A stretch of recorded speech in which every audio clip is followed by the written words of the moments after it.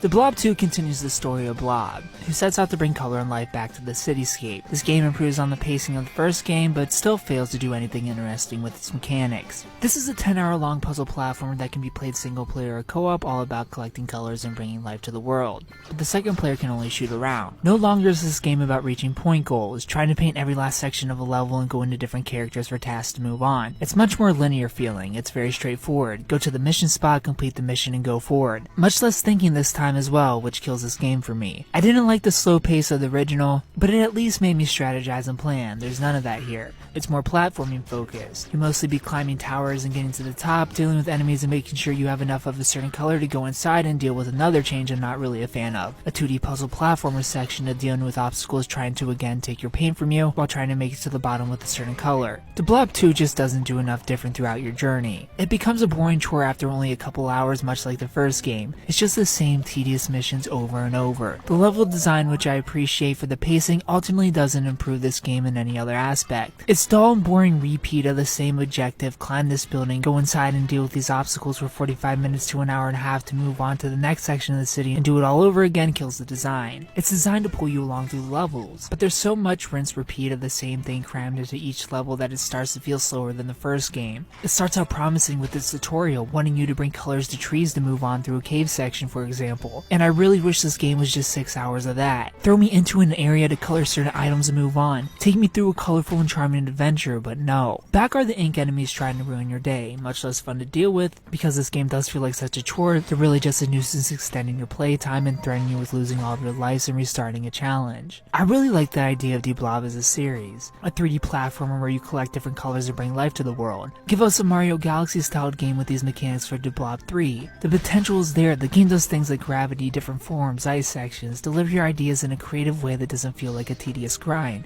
because that's all this game really is. Make me feel like I'm bringing life to the world like in Flower instead of like I'm 7 years old being made to clean my room. I give Deblob 2 a 5 out of 10